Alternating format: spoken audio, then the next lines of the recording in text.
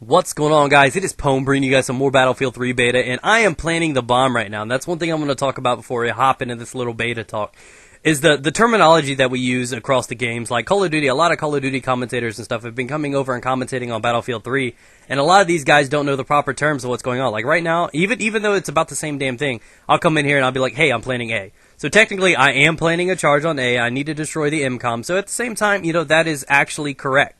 But what they call it in Battlefield is arming and disarming. And I know it's just like a little pet peeve, but it annoys some people sometimes. And then I didn't understand why people were like, oh man, because I've got a lot of really, really high respected commentating friends for Battlefield. I'm really, really close to a lot of these guys. And they make fun of me for being a Call of Duty player all the time, just to troll the lore right back and forth between us while we bash each other. It's just fun in games. And so that kind of bugs them when we say planning and defusing, and it's arming and disarming in Battlefield. So that's a little minor one, and I didn't know why that bothered them so much until I was watching a Wings video the other day. I believe it was Wings, and he called the mobile spawn point a tactical insertion, and I'm like, no. Because if you're a Call of Duty player, you know a tactical insertion is basically a no-no. That is a word that we do not speak of. If I had a 5-year-old son and he said that, he might as well have said the fuck word, because he's getting backhanded. A tactical insertion is a shame to the Call of Duty franchise, so when I hear people say TI, I think bad. I mean, that's a no-no. So when I hear people saying that, I'm just like, no, definitely do not be calling the mobile spawn points in Battlefield. Do not bring that one over here, because if I'm start playing in some publics and some guy's like, yeah, I just killed a tactical insertion, I'm going to get pissed. I don't know, it's just one of those things that really set me overboard, because it is slightly different. It's the same concept, but slightly different. Your whole squad could spawn on it. It makes a little noise. And though it is about the same damn thing, it was just used in the wrong way in Call of Duty, so I hate hearing it over here. I've heard it a few times. But, that's one of the little pet peeves that I've heard. And I wonder if you guys have any other, little knickknacks that you guys have noticed that some of these Call of Duty players use in Battlefield, or vice versa. So, now that that's all said and done, if you guys have not been paying attention, the beta is officially over. It did end, I believe, roughly around 5 or 6 a.m. yesterday. So hopefully you guys got all your content and all your fill and got your experience of the Battlefield thing. And I need to put it out there right now. And repeat twice. Rinse. Repeat. What I need to tell you guys is that was the beta. Though it is so close to the actual release date, they were prepping, they were fixing things, they were getting ready. You guys got to understand, they completely built this game from the ground up. They did so many new things. I do believe they brought in a new engine and everything. So this game is just like brand spanking new out the box. So they've been working out the kinks. They've been definitely just involving everybody in working with this. They brought out the beta to figure out what was going on. And I believe this game is going to be a success. So understand that there were a few flaws. Yeah, some flues in there.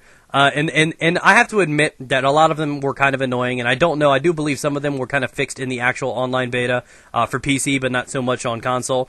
And the things that I wanted to point out are what they went on in the beta and the things that they plan on fixing for the actual game. So first things first, the one thing that really, really stuck out initially, and I didn't know it, I played the first few matches until it actually happened, but there was a little glitch where the ground just happened to nom-nom you. It got its Cookie Monster on, and it ate your cankles.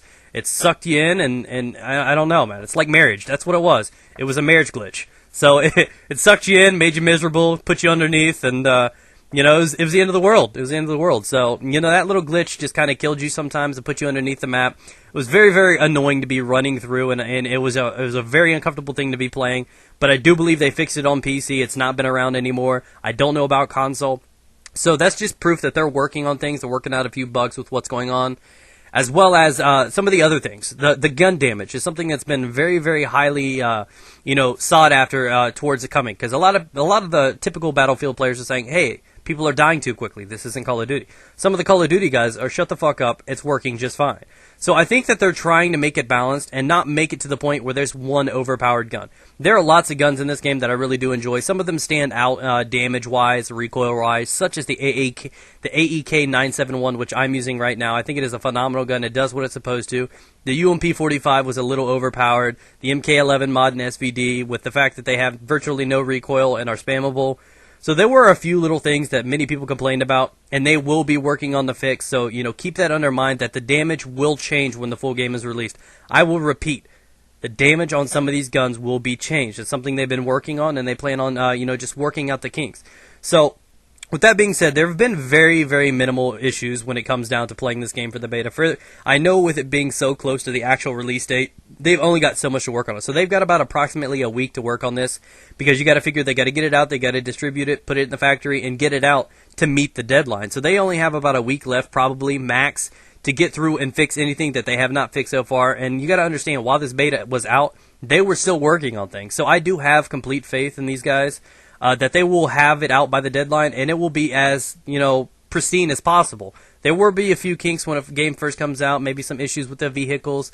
But like I said, every game comes out when it has a deadline. No game can be flawless. There are going to be issues, and everybody just has to work together and figure out what's going on. So, so far, I have to admit, for this being built from the ground up and what they've done to this game, visually it's impressive. They did a very good thing by letting us have a sneak peek while doing the beta. It wasn't just some exclusive thing. Everybody was able to play this for about 2 weeks. And I think that was an amazing gift to us. We got a feel for the game. We got to see what they were doing. They brought in last minute for the Caspian borders to let us get a feel of what the vehicles would be like. And though that did not go on console, it was kind of a downfall for a lot of you guys, because I do think they should have tried to see how well the vehicles worked on console. But they have the reasons for what they do. They were focusing on PC. I'm not sure why. But anyways, I've really had a lot of fun playing this beta. I'm fully anticipating the release of this game. Shortly thereafter, they got lots of competition coming out. They've got Modern Warfare 3. About 2 weeks later? You got Skyrim. So, the releases in the next month are just going to be amazing. You're going to have the visual striking games. It's just going to be impressive. And this is one of those must-own games. So I think with the beta, they've learned a lot of things. They've got the general public's opinion on this. And though the biggest comfort from this game was the realization of them fixing the game was just a great bonus, to see that they were actually working and fixing on it while the beta was up was a great relaxation kind of feel that rushed over me to know that they actually cared and wanted to fix the game. And then even more so is they're going to hit this deadline, and this game is going to be one of the best games. It's going to go down as one of the best games in history. And so I think with everything that has been involved and what they've been working on and showing the effort that they've put in, that this game will be pretty damn well built. And I hope you guys are ready for it. So remember, the beta did have its few bumps and flaws, but those will be fixed on the final product. Understand that. So hope you guys have enjoyed it. Look forward to seeing some more from me. I'll get some open lobbies when the game comes out, guys. Peace out.